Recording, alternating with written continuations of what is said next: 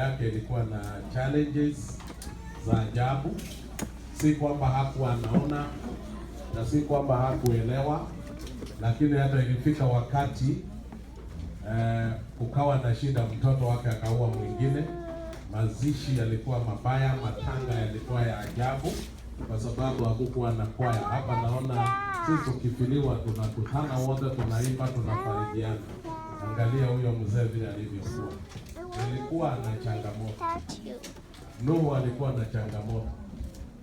Unashangaa karibu hao wazee wa zamani walikuwa na changamoto. Wanaitwa the patriarchs. Walikuwa na changamoto za ajabu. Kwa hivyo familia inakaa na changamoto. Lakini nataka nikuhakikishie tu kwa ufupi kwamba duniani tumewekwa tukiwa na changamoto kwa muda mfupi. Kwa kila mtihani tulifanya shuleni nilipokuwa huko, kuna mtihani wa kwanza ulikuwa unakuja unaitwa mock, ambao ni wa kujaribu before the real exam. Hata ile maisha tunakaa hapa duniani, there is a temporary life. It is a temporary ambao ni kama mock before the real one.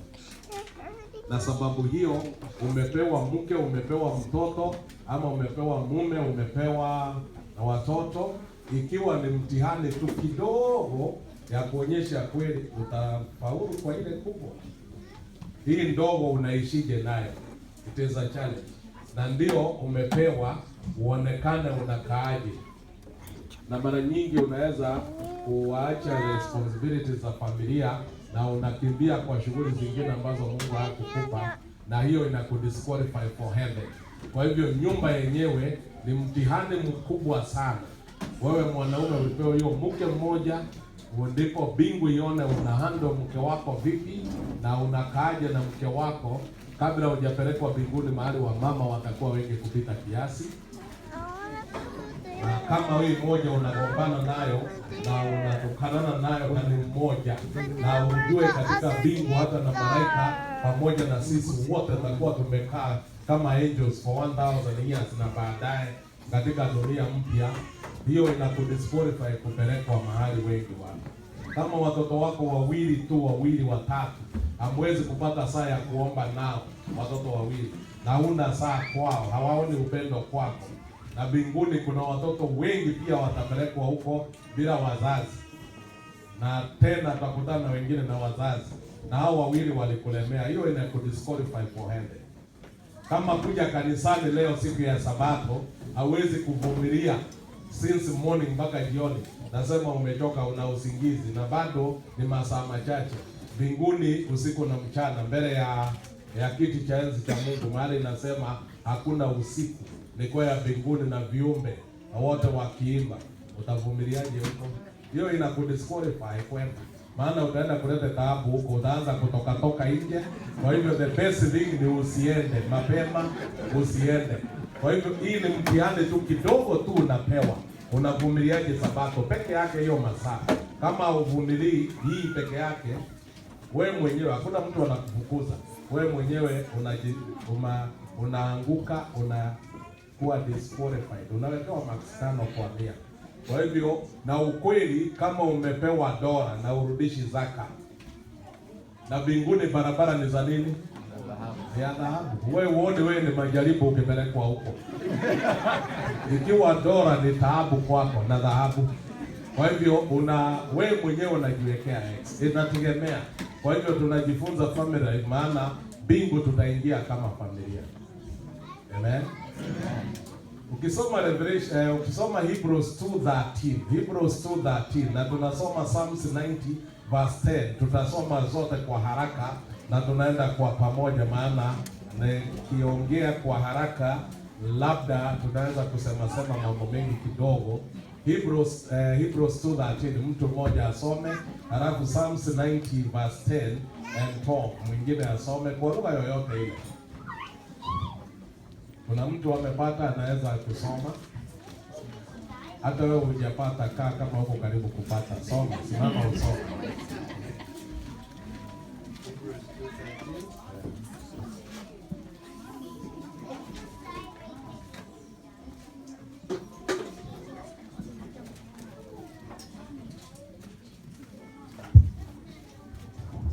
Hebrews 2:13, and again I will put my trust in him. And again, behold, I and the children whom God has given me. Amen. Hivi ndivyo inavyosema siku ya hukumu itakapofika, ambayo tulikuwa tunasoma masaa mengine. Mtuguna msini nitaitwa, nitasimama mbele ya kiti cha enzi cha Mungu, na nitasema, tazama mimi niko hapa Bwana, tukiwa na mke wangu na watoto niliopewa na Bwana. Sitaulizwa washiriki niliopewa, nitaulizwa watoto wangu. Utaulizwa watoto wako, utaulizwa watoto wangu. Shughuli zingine zote ambazo uko nazo za kazi mahali umeandikwa, na shughuli zote ambazo unazofanya usiku na mchana, watu wa ukoo wenu ambao unahangaikia, hii tabu yote haitakuwa peke na familia yako. Kaulizo tu ndugu Mchina, nasema tazama mimi niko hapa Bwana na mke wako na watoto niliopewa na Bwana. Ndio sababu tunajifunza family. Kuna wazazi hawataingia mbinguni, ukweli mtupu, kuhani Eli akiwa mmoja wao, kwa sababu ya watoto wao. Na hapa niseme kwa sauti ya chini ili msiingie kwa shida. Mko katika nchi ya ugenini, mahali mtoto haguswi, mahali mtoto anaongeleshwa kama anapakwa mafuta. Hata akiwa gaidi la mtoto unaendelea polepole na unakaa kama wewe ndio umekosea wakati mtoto anakosea. Wakati Biblia inasema mtoto, yani udiscipline na usipo mdiscipline akaasi, hiyo ni Mungu amesema. Katoto katapotea, lakini pia hata na wewe utapotea. Utakuwa mzuri ndani ya kanisa, lakini iko tabu kubwa. Kwa hivyo kile ambacho nina sababu ya kusema hivi ni kwamba sisi tukiwa Wakristo na Waadventista, familia zetu zinasimama mbele za Mungu. And my family inakuwa little heaven, your family another little heaven. Then all these families tunazilete kwa pamoja, mnakuwa one big family, the Maranatha SDA Church. Sababu hiyo nasema utaulizwa siku ya Mungu, siku hiyo ya hukumu. Mungu atakuuliza, ujue una majukumu. Familia hapa imeombewa katoto, na nikafurahia sana kwamba waliwekwa pingu kwa barua ambao hawatasoma. Watakuwa tempted kuisoma, hawatasoma mpaka katoto katakapobatizwa. Kwa hivyo swali ambalo ni very negative, ambalo halipaswi kuulizwa na mtu, na kama hata kubali kubatizwa, sababu ni wewe mzazi, ulikalete kwa nini hapa? Kwa hivyo mpaka ushughulike kwa juu chini mpaka kabatizwe, ndio mfungue hiyo barua. Na hiyo it is a very good challenge.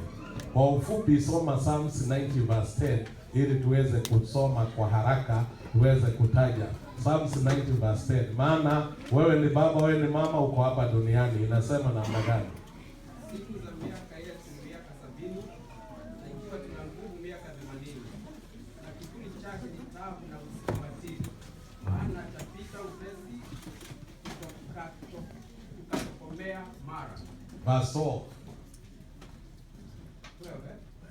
Basi tujiulize kuzihesabu siku zetu, tujipatie moyo wa hekima. Siku za miaka yetu ni miaka 70. Kama tuko na nguvu miaka 80. Sababu inasema ni kiburi na taabu na utajiri. Yaani kiburi, taabu na utajiri. Alafu tunatokomea basi. Siku za miaka yetu. Alafu nasema Bwana tusaidie na utufundishe kuzihesabu siku za miaka yetu. Yaani uweze kuhesabu siku za kuishi kwako ni miaka 70. Kama uko na nguvu miaka 80. Yaani ukweli mtupu bila hata kwenda mbali.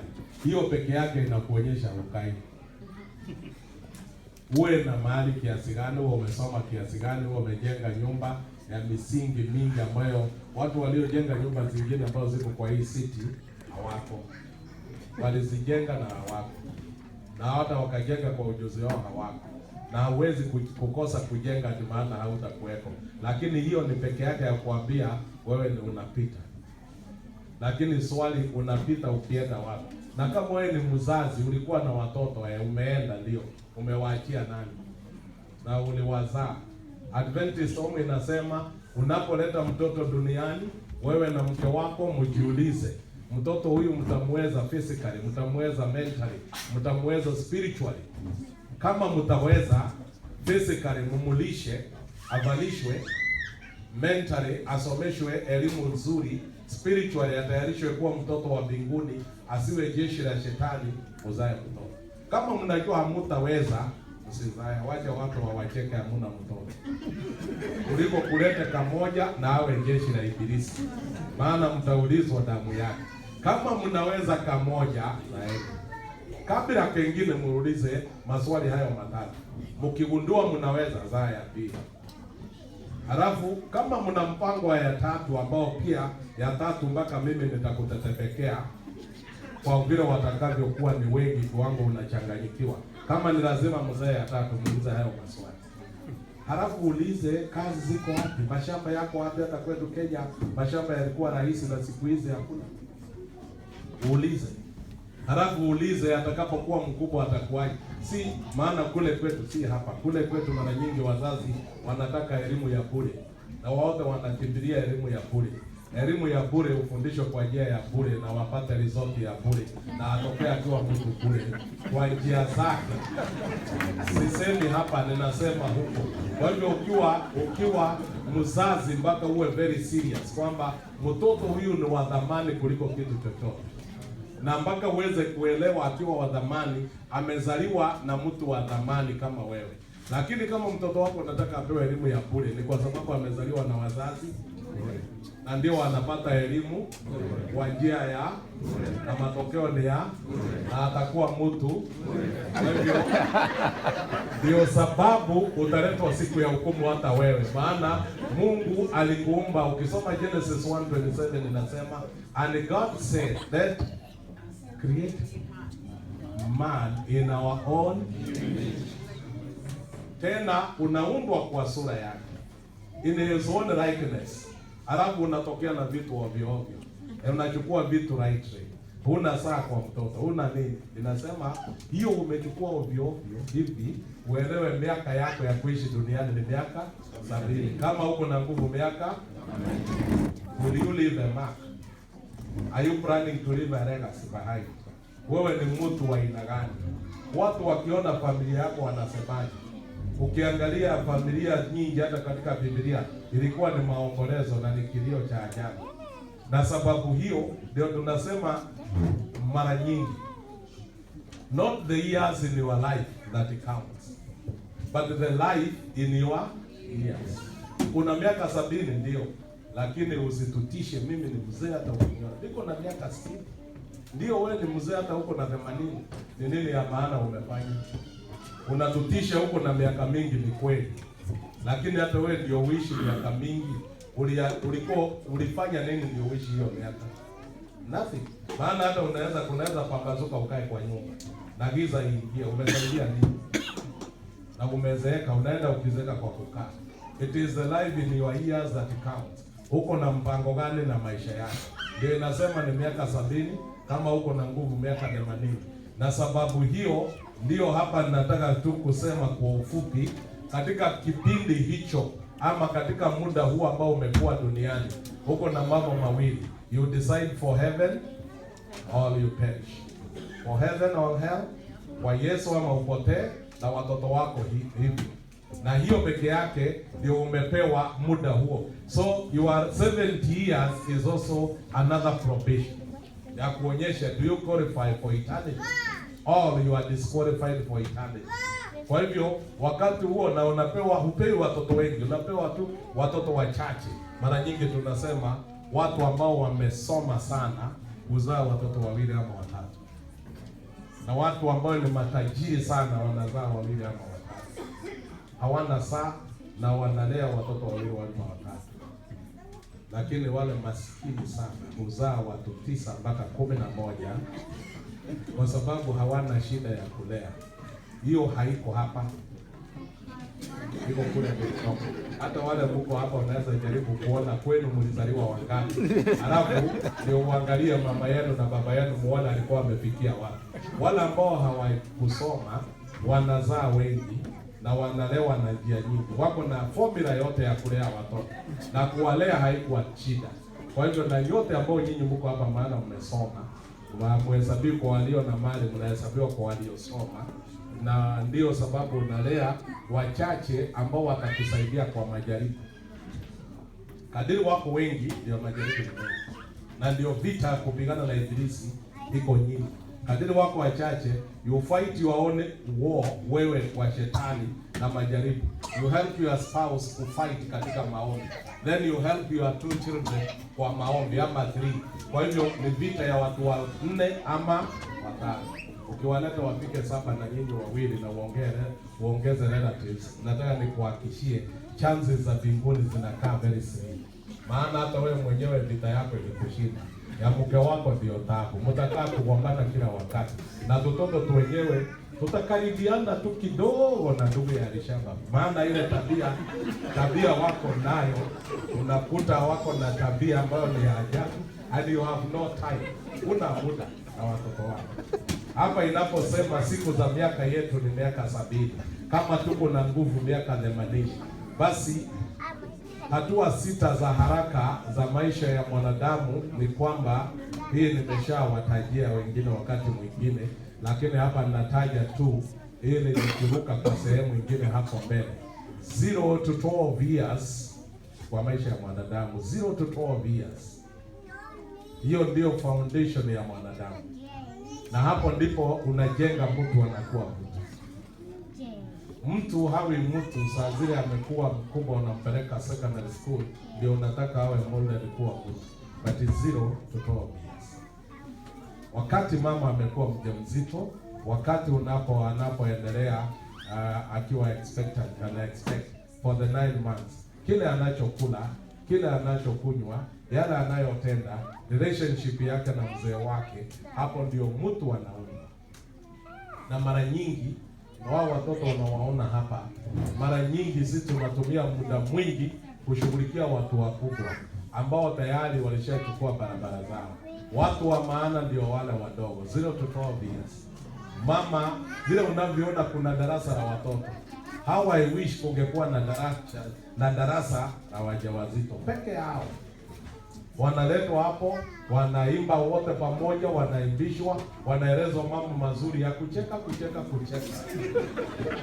Inasaidia mtoto aliyeko katika tumbo na kufanya, maana ukiwa na darasa la watu kama hawa, kwa sababu akiwa peke yake nyumbani acheki. Majaribu ni mengi, na wanaume sisi wagonjwa sana. Wakati hata mke wako ni mjamzito, unategemea apike, afanye nini akusaidie, kwa sababu yeye alikuja akiwa your help, lakini maana wewe ni wa kusaidiwa. Lakini anapaswa ikifika wakati kama huo, inageuka wewe unamsaidia, kwa sababu amebeba mtu mwingine na anapenda kuona upendo wako na atunzwe, kwa sababu kiumbe ambacho kitakachozaliwa inategemea foundation ambao baba na mama umempatia. Ndio mara nyingi tuna wamama wanashauriwa na wazee wanashauriwa, wakati yeye ni mjamzito, ale lishe bora, a good diet, na ashughulikiwe, si kwa sababu anapenda kula, ashughulikiwe, maana analishwa watu wawili. Kwa hivyo wewe mwanaume, shughulika uone mke wako ametunzwa sana, na hicho kipindi mpaka anaona ni kana kwamba ndio cha maana kingeendelea, lakini ujue analinda yeye mwenyewe na mtu mwingine. Na huyo mtu atakayezaliwa, mara nyingi wamama wanashauriwa usinyonyeshe mtoto wakati umekasirika. Usinyonyeshe, maana utamnywesha hasira bure. Na hata sio tu mtoto, hata wewe mzee ukiwa umekasirika usile chakula, maana haina utamu, haitajenga mwili wako, ni hasira uko nayo, na natumia energy nyingine kula chakula kwa hasira, haifai. Na wewe mwenyewe mama, wakati umekasirika pia usile. Na ndio hata wakati mtu amekasirika huwezi lala. Kwa hivyo you are not very normal. Na ukiwa hauko normal, usinyonyeshe mtoto, usile chakula. And both of you mnashauriwa usifanye hivyo. Na ndio Biblia inasema jua lisitua ukiwa na hasira. Kwa hivyo kama kuna adui mbaya katika nyumba zetu, wa kwanza ni hasira. Mama mjamzito, kaa na furaha. Soma Biblia, soma na sauti ya juu. Hata kama uko peke yako, wacha watu wasikie, labda mko wawili ndani ya nyumba. Kuna mtu anasikiza mahali fulani. Hata ukiimba, zoea kuimba. Halafu kuna kiumbe kinasikia nyimbo. Ni kitu cha maana sana. After 9 months, mtoto anazaliwa. Baba na mama you share, mnasaidiana. Kwa sababu hata wewe baba ni shahidi, hukubeba hata siku moja. Hukubeba. hata wewe ni shahidi. Kwa nini saa hii akamezaliwa kako hapa usiwe mwepesi na uwe karibu saa zote? Saidia kubeba. Baba saidia kubeba. Maana mama alibeba usiku mpaka mchana, kama vile pastor wenu anaona hapa amebeba tayari. At least beba. Hiyo ni nzuri. Na mara nyingi nawaambia hawa wanaume, mara nyingi nawaambia saidieni mnabeba. Maana ukweli ni kwamba kuna aliyebeba usiku na for 9 months. Sasa wakati kamezaliwa tena anaendelea kubeba, ananyonyesha. Na ndio sababu hata wewe ni shahidi, na ndio sababu wanaume hata ununue nguo, hata watoto wako waletee samaki mpaka wakimaliza na kula kuku, hata ujifanya na wapikia chips na sambusa, hata ukae hapo mkiimba nao nyimbo milele, watoto ni wa mama. Baada ya kushughulikia hiyo yote utafanya, lakini ile kazi mama alifanya, aliscore mapema ukaisha. Na aliposcore akakumaliza, naona rafiki yangu anaendelea kushangaa, lakini the reality ni kwamba, na ndio ninamwambia watu wengine pande ile kwamba wewe utakaa kwa huyo mama, maana alikubali ukae. Wewe utakaa kwa huyo mama, maana alikubali ukae. Kwa hivyo bidii yako ni moja, enda mama ya watoto wao, ndio hata na watoto wakubali ukae. Jambo la pili, sifinyi wanaume, lakini hata mimi ni mwanaume, si wakili, lakini naambia ukweli kwamba fanya hiyo bidii, penda mama yao na watoto waonyeshe upendo. Kama utakuwa baba yao, uwe rafiki yao. Usikae ukisema wewe ndiye kichwa, maana unaweza baki siku nyingine kichwa, lakini mwili utashangaa ilienda kama kichwa. Sasa kumalizia hapo. Kwa hivyo kwa ufupi, ile namaanisha familia nzuri. Kwa ufupi kile namaanisha ni kwamba familia nzuri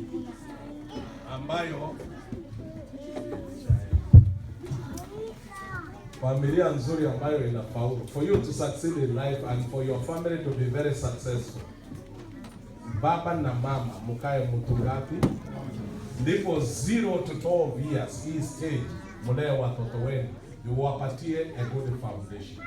Kila mara mimi husema Osama hakuwa mbaya, hata Saddam hakuwa mbaya, hata Hitler hakuwa mbaya. Hata huko nyumbani kuna watu tunaogopa sana, wengine waliuawa walikuwa wanaitwa Rasta, wengine washosho. Yaani akitajwa tu hivi hata madheli, watu wote hata aliyekuwa analala ameamuka. Si kwamba hao watu walikuwa wabaya, inategemea the foundation. Nyumba nyingi zinaanguka za orofa kwa sababu ya poor foundation. Msingi ambao baba ulipatia watoto. Shida ni kwamba mama amekaa na watoto, ndio amebeba mtoto miezi 9, ndio amezaa, amelea, ananyonyesha, anatunza, anabadilisha. Unasikia ni kipindi ya diaper change hapa kwetu, kule kwetu ilikuwa inaingia hiyo, anafanya yote. Baba na wewe hupatikani nyumbani, unatoa kama minister of foreign affairs. Yaani wewe ni kutoka estate, unatoka hii nchi unaenda nchi nyingine, na ni hapo nyumbani. Unaenda nyumbani, unakuja kama mgeni, na ukija kama mgeni unakula, unalala, hata ripoti unapewa na mama, hata ya mtoto wako. It's a great shame. Na hiyo mbele za Bwana utaulizwa. Adventist home inasema hakuna baba atatoa sababu kuhusu watoto wake. Kwa hivyo ni kipindi hiki cha 0 to 12 years, baba na mama mkae pamoja, muweke foundation ya watoto wenu. Mkiweka foundation, ukweli watasimama. Nyumba ikiweka foundation nzuri haitaanguka, hata ikiwa ni orofa, inategemea foundation. Na hiyo itakusaidia muweze kusimamisha. Watoto ni wa maana sana, na wacha niwahakikishie na niwaambie kwa upole, hata hapa nchi hii watoto ambao hawapii, ukweli ni kwamba waliisha zamani, na nirudie, waliisha zamani.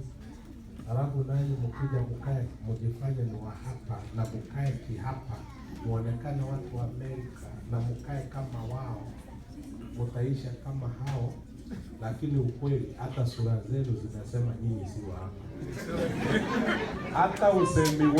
Hata usemi wenu, hata mkitembea tu hivi mnajulikana kwamba nyinyi si wa hapa.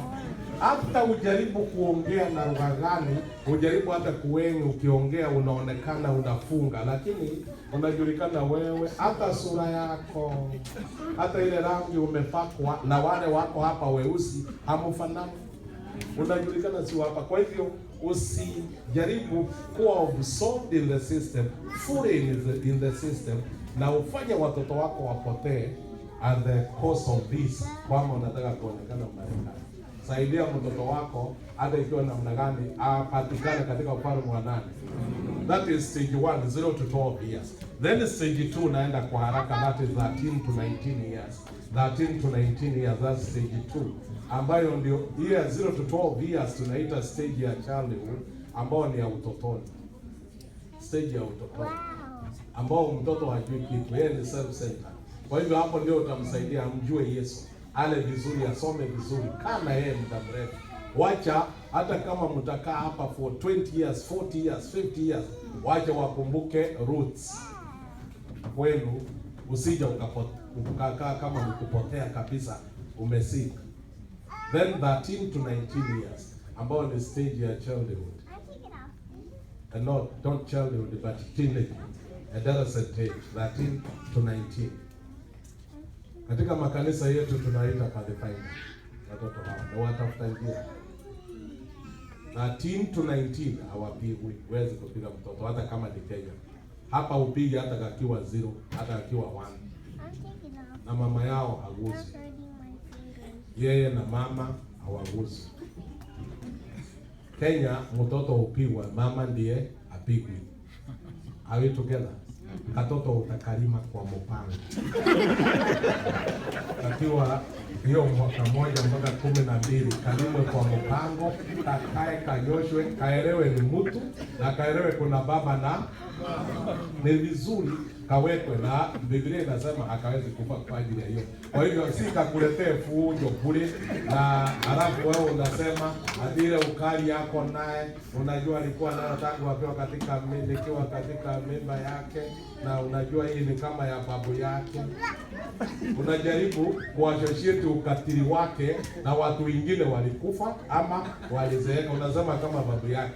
Kaliona babu yake wapi ndio uone hata wewe? Na wewe umesoma. Kwa nini unataka kutodanganya bure na umeokoka? Hakuna mahali iko mambo ya babu yake. Ni kalimwe hiyo kitu itoke. Kapigwe hiyo kitu itoke. Kapigwe kwa upendo. Yaani you remove the off cuts. Kata yeka ubakishe mbao. Are we together? Si ubebe yote na off cut yako, alafu unasema ati kwa sababu ni babu yake ni nani. That's a great shame. Wakati Biblia inasema you discipline. Kwa hivyo 13 to 19, mtoto akifika hapo apigwi. 13 to 19, mtoto akifika age hiyo apigwi. Muonyeshe upendo. Kano na kuwa baba yake uwe rafiki yake. Kano na kuwa mama yake uwe rafiki yake. Kaeni chini pamoja, akikosa mshauri, muonyeshe. Maana hata ukimpiga haelewi. Hiyo stage inaitwa stage ya confusion.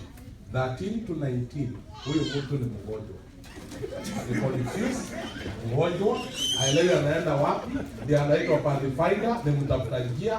Shika yeye mkono, muonyeshe barabara. Hata ukiona kwa kanisa hapa, unajua kama uko nao wa 13 to 19, unajua kama wako 10, una wagonjwa 10 tayari hapa. Na hawezi kuwa admitted kwa hospitali, maana ukiangalia daktari anaangalia shida yake, hakuna dawa zake huko. Kwa hivyo mpaka wanakaa hapa, ni wagonjwa. Utawaona kwa kanisa watakaa kidogo, kila jambo anakuwa pole haraka, maana ni mgonjwa, hatuli. Mahubiri ikizidi 15 minutes amechoka. Kila kitu ni haraka, wanakaa wakiwa on transit. wanatoka hapa hawatulii, wanatoka hapa watulii, na ndio sababu ana marafiki hawa, ana marafiki hawa, na wale wajuzi ameacha hako na wengine, na wale ameacha hako na wengine. Hapo amefika wameolewa, halafu ametoka, ameolewa hapa, ametoka, maana hakuna mahali atatulia mpaka atakapomachua. Unakuta ni kama butterfly and metamorphosis, anaenda hivi. Kwa hivyo hatulii, na sababu hiyo, baba, you pay attention kwa mtoto wako. Mama, you pay attention kwa mtoto wako. Awe kijana, baba, kaa na hawa vijana, wasaidie, maana wanadhani wamekuwa wanaume, wanadhani ni watu wazima, lakini they are not, ni wagonjwa. Mama, saidia hawa tumsichana, kanadhani kamekomaa, katavaa nguo saizi ya hii jacket yangu. Na hakana aibu, hiyo ndio shida yao, hakana aibu, akaogopi kama kameokoka kama kamebatizwa. Katavaa na katapita mbele yenu. Katakaa mtu ambao ukikaona tu unaona kamejaa, kako na giza ya kutosha, amechanganyikiwa na nikagonjwa, lakini utakapelekea dawa gani? Hata ukipima hivi ni dawa gani kanapaswa kunywa? Ni baba na mama mkae na hiyo mtoto. La sivyo vile unaona kamepitia hapa na hiyo shida yote na wazimu, katarudi after 2 months hapo hapa na katakuwa ni mjamzito, na utajua mimba ni nani atazaa. Hii haifanyiki hapa kweli, iko nyumbani. Halafu utashangaa, maana huku madawa iko na nini yote, utashangaa unaitwa grandma ni grandpa, halafu unatisha watu ulizeeka. Si kuzeeka, ulipata ajali. Lakini maana hutaki kusema ni ajali, jaze very soft note, unasema ulizeeka. Ni matatizo. There's a stage 2 ya 13 to 19.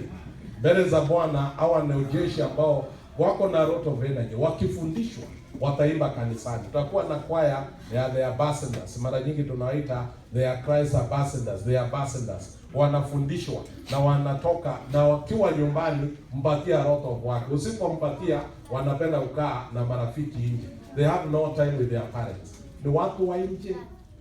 Miaka ile yetu tulikuwa katika hiyo stage. Tulikuwa tunazoea kuandikiana mabarua. Miaka ingine ya watu fulani hapo nyuma walikuja wakati kulikuwa na email, so walikuwa wanaandika. Miaka hii ndio hao utawaona hawapendi kwa kanisa hapa mbele. Upenda ukaa huko nyuma na utaona na simu kubwa. Unadhani ni mafungo ya Biblia wanasoma, lakini hawako hapa, ni mwili iko hapa, walishaenda. And they have no time with you. Kwa hivyo na mara nyingi hata ukawaambia waje wale hawapendi kukaa na wazazi. Hiyo ni another new generation kabisa. Utaongea, utakuwa mkali, utasaidia mtu. Hata kadogo kuwa mkali. Huyu uwe very friendly. You change kulingana na vile wanavyo change. Hiyo ni stage ya pili ya mwanadamu. Then we come to stage 3, 20 to 27 years. 20 to 27, our ni senior youth. Senior youth. Stage 1, childhood. Stage 2, confusion. The teenagehood, that is the confusion generation. These are confused people. Then stage 3, 20 to 27 years. Ambao tunasema it is life in the wilderness. Hawa ni watu wanapaswa kusaidiwa sana. They need your counsel. They need to be assisted. They need your love. Na kanisa wanapaswa kuwapatia muda, wanakuwa na muda wa kuassociate. They associate together. Maana ni watu wameanza kuwa very serious in life. Yaani 13 to 19 ni kama wanateremka mteremko mkali na wanachukua sharp corner. Hii kuteremka ya 13 to 19, hapo ndio wanaume wanafundishwa kuvuta bangi na kuvuta sigara, kunywa pombe. Na kama ni ndani ya kanisa watakuwa on and off. Wakifika 20 wamechukua the sharp corner, wanaanza kupanda sasa pole pole. They are 22, 23 wanapanda na wanaanza kuwa serious na maisha. Na hapo ndio unakuta amepata mchumba. Unamkuta yeye yako na fiancé wake, baadaye amenyang'anywa. Unaona anasonga tu pole pole. Unaona amepata kengine, halafu unakuta na haka amepata na yeye amenyang'anya mtu, ama amekakuta kalinyang'anywa na wao umenyang'anywa, walionyang'anywa wawili wanakutana. Halafu wanasonga wakifarijiana. Na kwa sababu ya maisha ya wilderness, hiyo tunasema life in the wilderness, maana ni simba anakimbiza pundamilia, pundamilia anaenda mbio anaamusha swara, swara inaenda mbio inaamusha sungura. In the wilderness iko mbio, na si mbio ya mashindano. Ni mnyama mmoja anakimbiza mwingine aliwe, na mahali anatorokea anaamusha mwingine. Kwa hivyo kule kuna tabu ya milele. Heri hivi mnaishi hapa kwa estate, wanyama wanahangaishana ile hujaona, na wanaishi mbio kila wakati, mbio. Kila mmoja anatafuta kuokoa maisha yake. Mahali ataingia kwa kichaka anyamaze, ni kukaa kiangalia kona zote. That is life in the wilderness with the young people. Ndio uone unasikia harusi imetangazwa, kijana amepata. Jamani, wazazi mnapaswa kukutana pamoja na kuomba. Muwaombee vile amepata, na muombe mpaka siku ya harusi ifike kabla hajanyang'anywa hapa njiani. Muwaombee, waombewe. Maana mara nyingi ni maisha. Wacha niwaambie wale mko hapa na mumeoa. Wale mko hapa na mumeoa. Kweli ungependa kuwa very honest, utuambie. Huyo ulioa tu hivi mara ya kwanza, ndio uliuliza hivi mara ya kwanza duniani ulipojua kuuliza mapenzi, ndio huyo uliuliza tu na ukaoa yeye. To be very honest, unafikiri ndio yeye? Uliuliza huyu akaitika, ukakaa naye umetuza, ukanyang'anywa bila kujua imekuaje. Ukakaa miezi 6 ya kuomboleza ni kama umepiliwa. Alafu ukasonga mbele ukapata ingine ambayo ilikuwa imemaliza kuomboleza kama wewe. Mkachotana. Alafu mlipokuja unamwambia unyamaze, unyamaze kabisa. Hii maneno mtu mwingine asijue. Kwa nini mtu mwingine asijue na ile habari njema? Ni kwa sababu unajua utanyang'anywa, wakijua utanyang'anywa. Na ingine hata si kunyang'anywa. Kuna watu wameoa, wakijua umechumba huyu, wanaingia ndani, wanachafua. Si kwamba hako na haja ya kuchukua mtu, lakini kuchafua na kuza jamani. Ni huyu uliona? Katika watu wote ni hii uliona hii? Hii umasikini utatoboa kweli? Anaharibu. Kwa sababu hiyo mara nyingi unaona mtu akipata anaambia mwenzake, mtu yoyote asikue, na mnaambia na mnapanga kukutana kwa siri, na wakati mnakutana kwa siri mnaingia kwa majaribu, maana kuna mmoja hawezi kujificha shetani. Nakuta tena mnaingia kwa shida nyingine. Kwa hivyo life in the wilderness is very serious, na mahali ambapo vijana wakifika hiyo stage wanahitaji maombi yetu. Wanahitaji mashauri yetu. Wanahitaji tuwe pamoja. Na ukiona huyu ni msichana, yule ni kijana, na wako hapa kanisani, wamekaa pale wanaongea. Hata ukifika hapo naambia jamani, endeleeni kuongea, tunawaombea. Wacha maneno mingi kuharibu mawazo. Maana ni wapi kwingine wangeongea hata ukipima hivi. Angeenda huko kwa full gospel apate mtu kweli ama kwa Catholic na hajawaona. Si ni hapa wako hapa. Give them time, let them meet, let them talk, wakae pamoja waongee. Halafu ikiwezekana hata wakati ni youth day na iwe wamehubiri. Mara nyingi tulizoea kufanya hivyo kule kwetu. Tunafanya district yote tunaleta vijana pamoja, youth, senior youth peke yao, watoto kwao na wazee na kina mama kwao. Labda tunawatafutia mzungumzaji mmoja atadeliver a sermon, then in the afternoon wakishaimba tunawaambia ni wakati wa interaction. Sasa waongee wenyewe. Wazee wako huko sponsors na kina mama. Kazi yao wanakaa kama linesmen. Kazi yao ni kuzuia mpira na kuangalia mpira usiwe mwingi ukatoka hivi. Lakini give them time, let them talk. Na hiyo wanaendelea kuongea, maana kuna wengine mpaka aletewe karibu ndio waangaliane, ndio afunguke ajue kuongea. Unajua wengine tu anakaa kama zile kuku za grade, hana maneno. Kuku za grade haijui kujitafutia mpaka inatewe chakula. Kuna wengine wako kwa kanisa na wamekaa hapo na ni wazuri, lakini ukimletea hapo na waimbe na waongee, ndio anagutuka anaona, na kweli ni kama and with the time utakuta wameanza kuongea watu wangapi. Ni hiyo sababu ya kuletewa karibu na kuongea na kusaidia. Then wakimaliza, si tutafunga harusi. na tutakuwa na wazazi kanisani, na tutakuwa na tumutu sambuli hii kidogo. Hii ilitokana na shughuli kama hizo. Kwa hivyo give them time na mnawaombea. Life in the wilderness unaibadilisha kutoka kwa huzuni nyingi, unawaweka kwa furaha ya pamoja. Stage number 4. Stage number 4. That is 28 to 40. 28 to 40, these are young parents ambao tayari wameoana na wazazi wako na watoto sampuli hii. Sasa ukiona hii mtoto ndogo hii, waangalie wazazi hao ni 28 to 40 na hata wakienda mpaka 45 wako na watoto ndogo. Hawa ni wazazi ambao mara nyingi wako na kazi nyingi kando na ile kazi yao. Kelele mingi watazoea, kupigiwa kelele na kupiga kelele wenyewe. Na ukisikia saa yote kelele, usifikiri huyu mama hajaokoka. Ameokoka, lakini ako kwa generation ya kelele.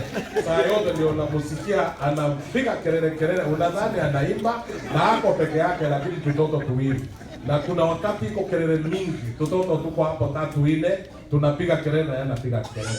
Na anaweza kuwa na katoto kamoja kamekuwa kagonjwa na mwili imekuwa kama jiko na kanalia na yeye analia. Yaani mama huyu huenda kulingana na watoto. Wanapiga kelele, anapiga kelele.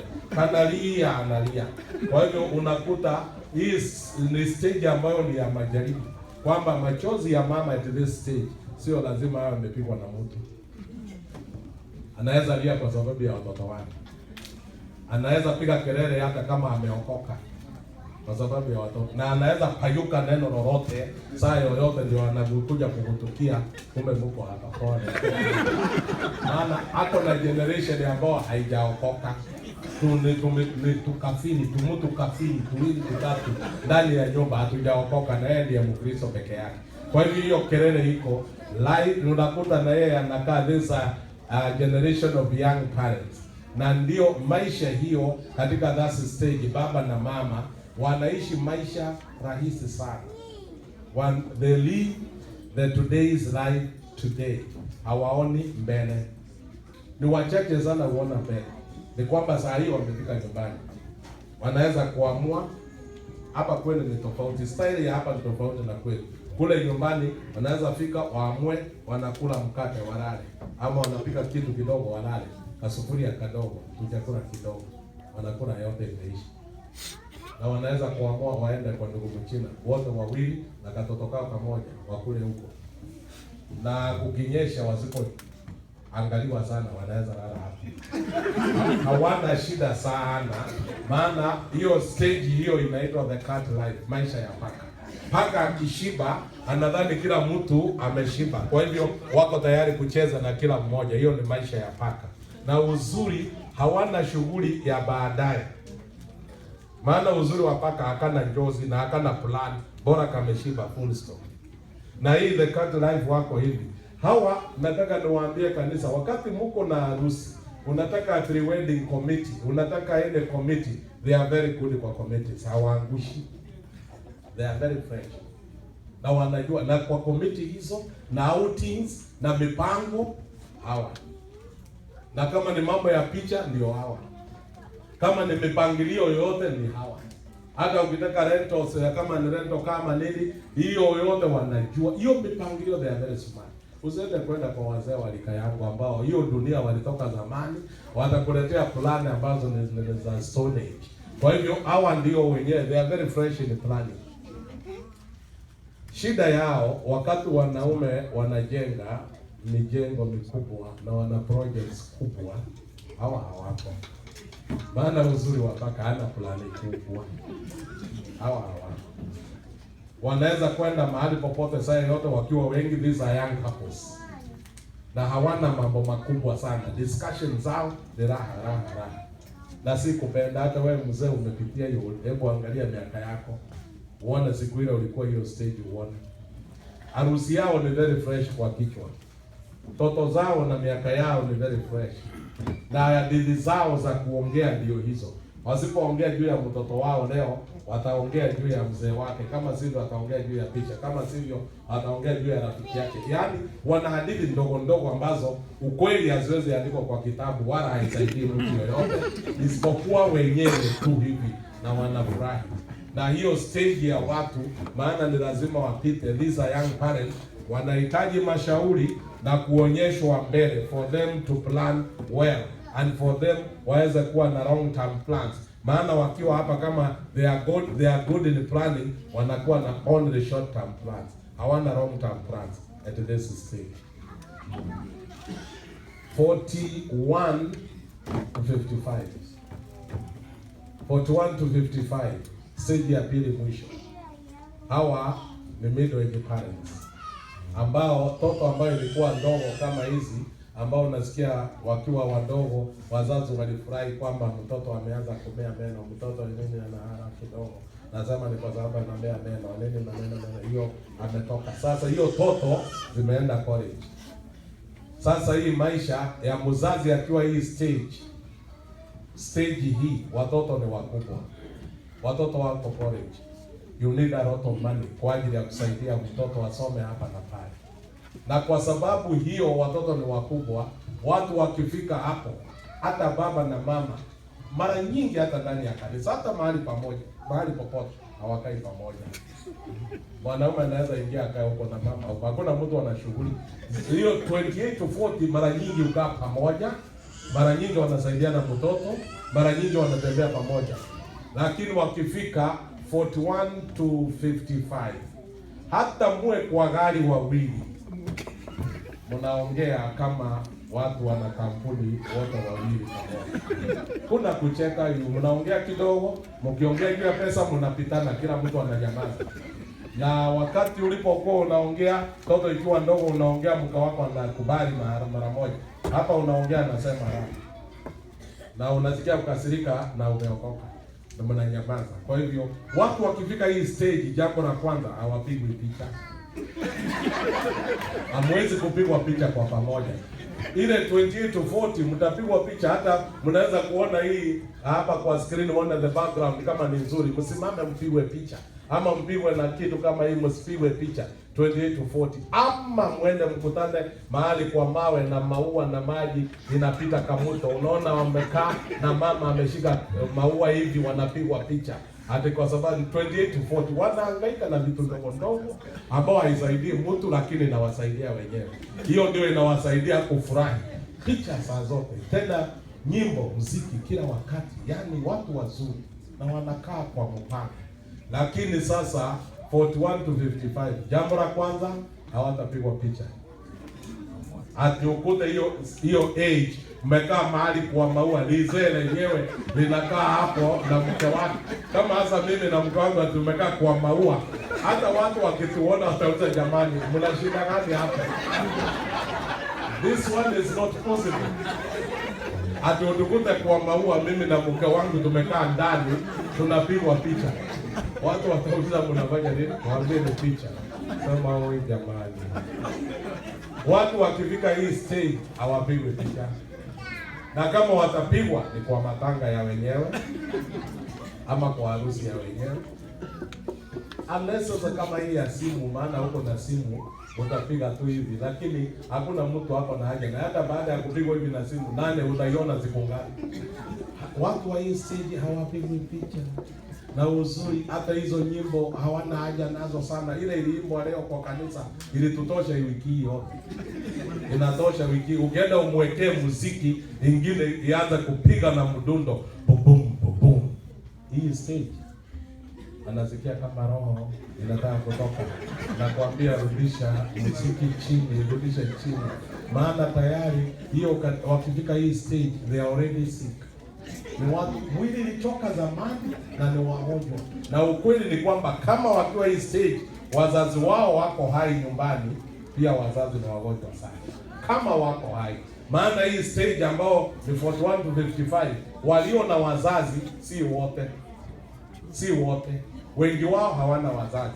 Na hilo wako na wazazi, moja iko labda ya baba au ya mama, moja amebaki. Na kawaida wazee huwa wametangulia kwenda. wale ubaki ni kina mama.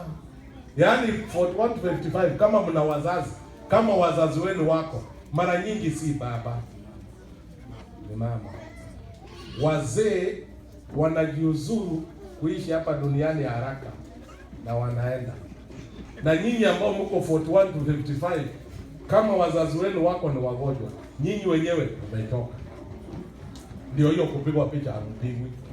Ndio nyinyi wenyewe mkialikwa, kuna outing, tutaenda mahali na litakuwa ni couples outing, mahali unaweza kufanya nini? Unaona, saa zote mna shughuli mingi kando na outing, na kufundishwa juu ya familia hamuna, maana tayari toto zenu ni kubwa na majaribu ilishakuja. Hapa unahitajika a lot of money, na hapa a lot of money, na retirement ndio ile. Ukiona hapo retirement inakutisha. Toto ziko hapa hazina kazi, msichana yuko hapa hajaolewa, ni kubwa, na wengine wanaendelea kuolewa, na hii yako ni kama imeleta jambo. Halafu hapa kuna ndume haieleweki mipango yake. Halafu retirement ndio hii. Kama umejenga nyumba bado hujakamilisha. Sasa umekaa kama mtu umekuta kwa ajali. And you can crash any time katika maisha yako. Na ndio unaona unajaribu ufanye nini? Wazazi ni wagonjwa, unataka kusaidia, nyumba yako hujamaliza, retirement ndio hii, toto ni kubwa, na kazi hujapata promotion. Na watu wakiwa hapa, kwa sababu wanakuwa too much defensive kwa hii tabu zote, kila mara anaona huyu ampendi na huyu alimchokoza, watu wa nyumbani huyu anipendi, hapa kuna shida na huyu kazini. Yaani watu hawa ukiwapata huwa na maadui wengi kuliko hiyo stage ya nyuma.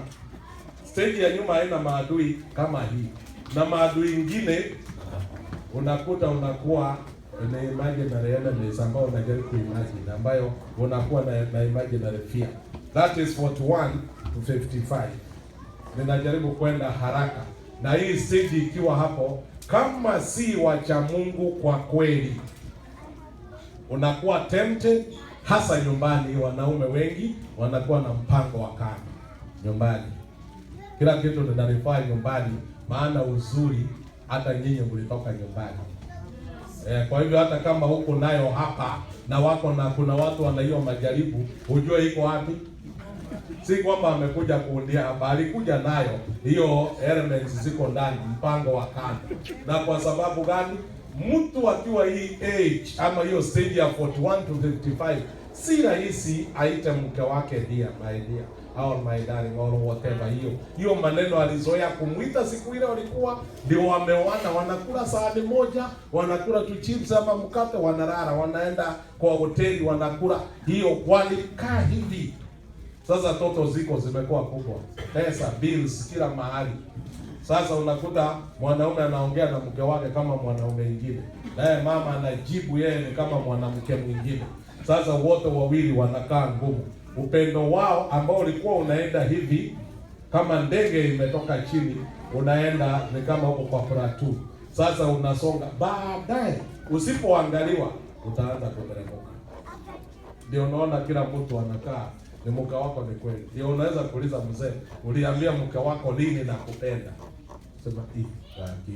Unaniuliza, si hata yeye mwenyewe anajua ninapenda yeye. Hii watoto yote, hii watoto nimesomeshia yeye.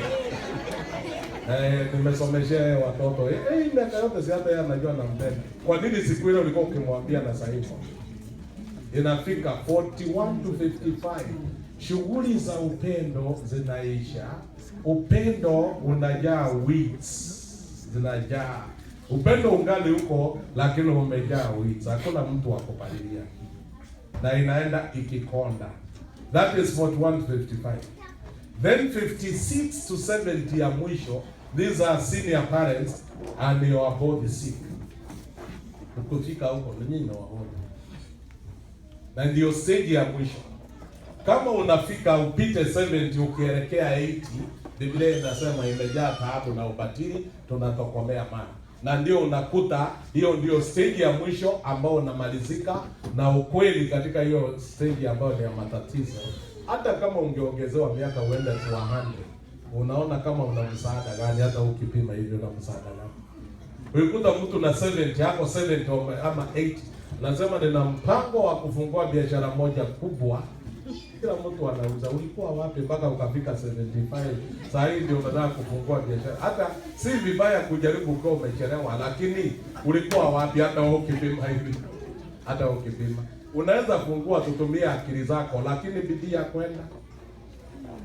Namalizia kwa kuambia hiyo yote nimewatajia imegawanywa mara 3. Stage ya kwanza ni 0 to 25 years. Uko chini ya uongozi wa wazazi. Na hiyo 25 years mara nyingi umezaliwa, umelewa, unasoma, unafanya. Hata kama utatoka kwa wazazi ukiwa 17 au 18 au 20, wewe ni mtu umechanganyikiwa, maana uko katika teenage. Hata kama utaenda mpaka 25, bado huko. Hiyo miaka inaisha. Then the second stage, umeoa. Unaenda 25 years ukiwa umeoa. Na ndio unaoa, unaenda 25 years na wewe baba ndiye kichwa cha familia, ndio kichwa. Ndio unaoa na unazaa na unalea. 25 years. Watoto wako wanakuwa wakubwa. Na wakati huo wewe baba ndio unatawala, ndio sababu unaitwa the head of the family. 25 years. Family umetoka mikononi ya wazazi wako. Sasa hapa ni wewe. After your 25 years in marriage, inaisha, ndio tunaingia kitu kinaitwa silver celebration. Wale mmemaliza 25 years katika marriage, miaka yako ya kutawala kama mzee wa nyumba inaisha. Mama ana take over. Mama ana take over, anakuongoza for 25 years. Wakati mama anakuongoza mpaka 25 years ishe, already mmemaliza 50 years in marriage. Hiyo ndio inaitwa Jubilee celebration.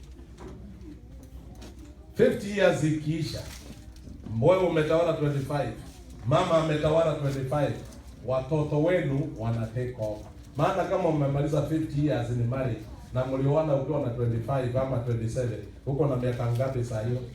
77, na mama hapo 72. Nyinyi ni wagonjwa. Watoto wanawachukua, nyumba yenu mnaacha, kashamba kenu mnaacha, na pale kwa watoto wanawaweka hapo nyuma. Utakuwa tu ni vizuri, utakuwa unaitwa shoshogu, ukaa grandma saa yote. Lakini kuanzia hapo duniani wewe hauko. Uko ukiwa hai, lakini shughuli yako na mipango yako imeisha. Uko mikononi ya watoto wako. Na ndio utakuwa unalishwa chakula, dawa, chakula. Yaani unatunzwa kama kifaranga, dawa, chakula, dawa. Kwa neema ya Mungu, watoto wanakupeleka pole mpaka ifike siku ile tunasema tunangojea siku ile Mungu. Hawataki kumalizia, lakini ni siku ile Mungu. Maana hata wewe ukiwa 77 na Biblia inasema miaka yako ni miaka ngapi? 7. Hata wewe uoni mpaka 80 uoni. Hata 90. Sasa hapo Mungu unatawaliwa na watoto wako. Unataka kuuza ploti yako, anasema mpaka familia iketi. Ploti iko na jina lako, ni wewe ulinunua, hawako wako na hawakukusaidia kununua na uwezi kuuza mpaka wakae, na wakisema uuzi utauza. Kwa hivyo mzee usiwe mkali, unakuwa mkali for nani? Miaka yako 25 ilipoisha, utawala ulichukuliwa na mali yote ilienda. Mama akianza kutawala utauza. Mzee rafiki yangu, mama akisema la, mpaka tuongee na familia, huwezi uza. Na mama anasema hakuna haja, ni nini unataka kununua? Ati nataka tukajenge nyumba nyingine, hatuna haja naye. Unamalizwa na brandi zako zote. Na ukitaka amani ili uishi miaka mingi, ukisikia wamesema la, na wewe sema hata mimi nimesema ikae. Kataa kwa haraka vile wamekataa. Ukikauka, nataka nikwambie utaona moto. Usijaribu kusema huko na title deed. Ya nini? Na hiyo ni karatasi, familia imekataa. Familia ikikataa huyo adani. Hata Kenya huwezi kubadilishwa title deed mpaka kuna form mama anasign kwamba wamekubaliana. Hata kama yote iko kwa jina lako, mpaka mama na watoto wakubali. Your 25 years are gone. Sasa ukitaka amani, kaa kulingana na familia, utaishi miaka mingi. Yaani namaanisha 25 years ukiwa hapa juu unatawala na mama ako hapa, is a government in waiting. Na uzuri yeye ako na watoto. Hapa unatawala peke yako, unakuwa mkali, kugombana, kuchapa watoto, ujua unaharibika. Pukura zote zimeisha. Kaa hapa. Alafu ukitaka kufaulu, chukua mama awe your deputy, tawala na yeye. Serikali yako ikiteremuka, inateremuka na mama akiwa deputy. Ikianguka, mama ana take over na yeye si atakufanya deputy. Mnaenda tena kwa pamoja. Hivi nimemaliza kwa kuwaambia, nilitawala my 25 years ikaisha. Ukweli mimi mwenyewe kama pasta nilimaliza 25 years yangu, mama akateka over. Ukweli ndio huo, saa hii ni anatawala. Ndio tunaenda pole pole. Hata ukiona hii sweta nimevaa leo, nilitokea na kulikuwa kunanyesha, akaniambia wewe rudia sweta. Na mara moja nikavaa, hata kama kuna joto niliambiwa nivae. Mpaka miaka yake 25 inapoisha, watoto wa take over. Na ukiwa kamuzee ya kuwa kichwa ngumu, wacha nikwambie, watakutawala yeye na watoto kwa jumla. Na wewe ni mtu ngapi? Na kaburini utaenda kama ni kuitwa, umeitwa huko. Na hakuna mtu amekuita. Kwa hiyo ukitaka amani, tawala na mama yako iteremuke, yake ikurudi, mtawale na yeye. Amen. Na you remain young, na utaishi muda mrefu. Mungu wetu awabariki.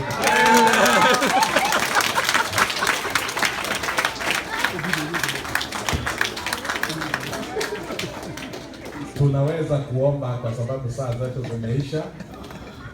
Nilikuwa nimewatangazia the end of provision DVDs.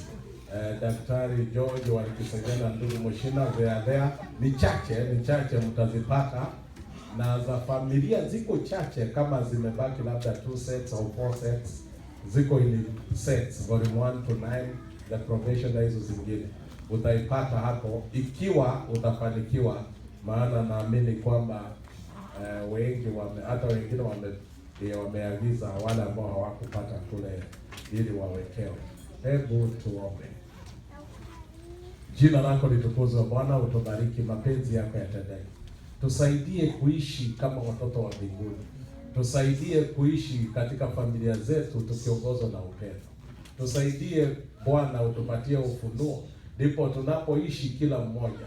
Mume ajue kwamba mke wake ni mke wake, mama ajue mume wake ni mume wake, wote wawili wajue watoto wao ni watoto wao, na watoto wajue wazazi wao ni wazazi wao, na hakuna badiliko. Ndipo upendo wa milele uweze kuwa na jina lako liweze kutukuzwa. Bariki washiriki wote walioko hapa, tubariki na familia zetu, tuandae kwa ajili ya ufalme wa mbinguni. Tusaidie na tufanikishe, ili katika maisha yetu ya kila siku, Yesu, jina lako litukuke. Tunaomba katika jina la Yesu mkombozi wetu. Amen. Kama ni mapenzi ya Bwana, Sabato ijayo afternoon tutakuwa na family discussion ya kuweza kuangalia family pillars na tiba za nyumba zetu, tunaweza kutibu namna gani. Katika hiyo shughuli ndio tutajua vile tunaweza kuavert kwa nini wanaume wanakufa mapema. Katika hiyo shughuli ndio tutajua shida za kina mama ambazo tutakuja kuangalia siku hiyo. Mungu awabariki. Amen.